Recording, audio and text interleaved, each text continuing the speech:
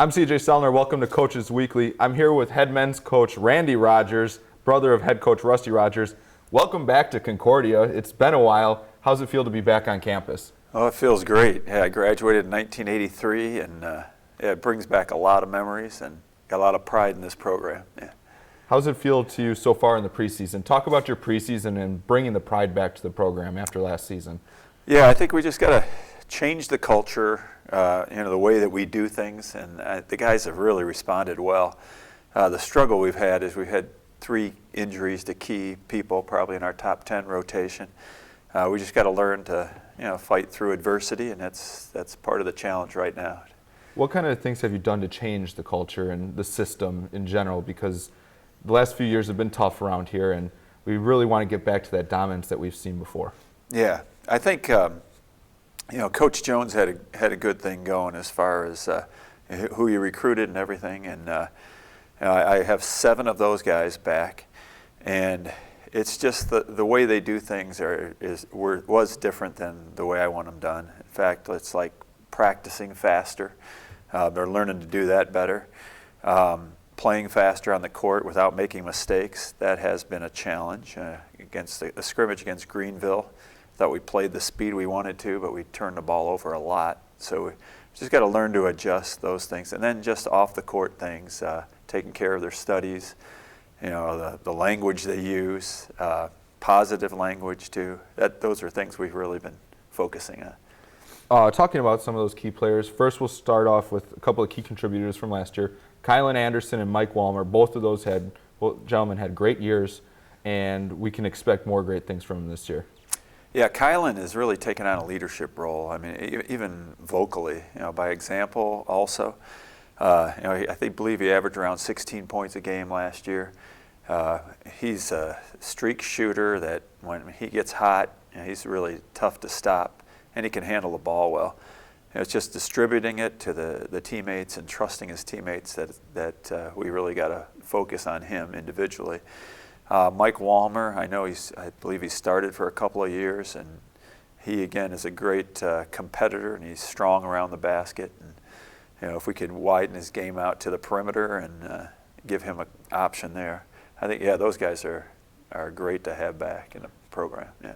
One person that we've been pretty impressed with through the preseason, what I've seen of practice in the scrimmage, Christopher Claiborne, the freshman, and Israel Dozie. You got a couple guys that are very athletic, Claiborne being one of the tallest guys on the team. Talk about how they're going to fit into your program this year. Well, Israel's one of them that got hurt. He just hurt his ankle, and he's going to be out anywhere from 6 weeks to maybe 2 months, they said. So the challenge will be getting him back into shape by, maybe mid-January. Chris Claiborne is, he just showed up. I didn't even recruit him, a 6'6" athletic guy that's raw from Michelle Clark High School. What he's got to learn is to take criticism well and learn from that. He's just a raw talent that needs to work on fundamentals like footwork, when to pass, his shooting range, that kind of stuff. But he should be really good. Yeah. One person that's got a unique story, one of the oldest members of the team, LaRon Wade. He's one of the most vocal people I've seen on the team, and I think he's going to fit in well with what you want to accomplish. Yeah, LaRon graduated from Farragut. He's 26 years old. He was looking for a second chance. He talked to me, and it was kind of like an interview. And he was, he just wants a second chance in basketball. He had to work with some family issues right out of high school. He was recruited Division I out of high school, but just could not go because of the family things going on. So he's getting his life back together, and he's working on his studies well. And he is a vocal leader. He's like a coach on the floor. He's got a high basketball IQ. Yeah. As we move along here, talk about your coaching staff. We got a whole new staff in here. Introduce them and how they're going to fit in with what you want to accomplish. Well, Ricky Hampton is one of my assistants. Both assistants are volunteer assistants. Ricky's a junior actually here. I coached him in Saginaw, Michigan at Valley Lutheran High School, and he graduated, I believe it's 2010, and went to a couple of years of school and played basketball at Lane College in Tennessee. And then he went back to Michigan, and he got into coaching and working at a factory in Grand Rapids, and that's where I talked to him and said, hey, how would you like this opportunity? and he's doing a great job for us. And he's decided to come back and fill out his undergraduate commitments, and so he'll be done in a couple of years, and he's taking classes here at Concordia. Matt Carney is the other assistant. Matt has coached internationally in Rwanda, the Congo, Singapore, Tanzania, and he's got great connections all over the world, and especially in the U.S. here too. He moved back to Chicago, and he asked me for an opportunity, and he's a great worker. They're both going to add a lot to us. CIT is coming here this year. You've been a part of it before, so you know all of the ins and outs and how much it means to this school. What's it mean to you to have CIT back here, your first year back in Chicago? It's great. That's added incentive for the first year. I've talked to a lot of alumni. In fact, a lot of alumni have helped us out this year and helped these guys monetarily, whatever we want. I've heard a lot of from the alumni email and texting, and so we're getting a lot of support, and we're going to meet with them when we go on the road too. In fact, in St. Louis, our first game, we'll have a lot of meeting with them after our game there.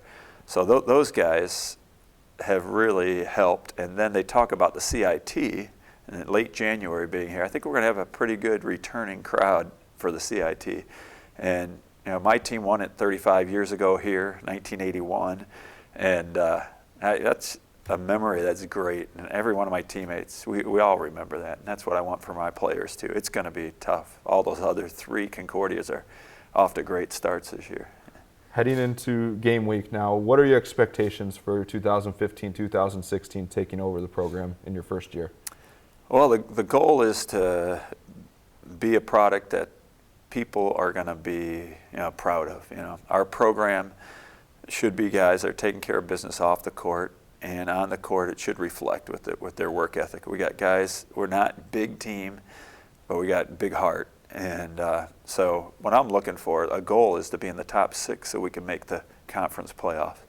And that's what I'm telling them. I think it's unrealistic to say we're going to win it, but we'll try to win every single game, and we'll see what happens. Coach, I'd like to thank you for coming in today, taking some time. Good luck this week in St. Louis. All right. They'll be in St. Louis to kick off the 2015 season. We'll look forward to talking to Coach next week, Monday, hopefully after a season opening victory.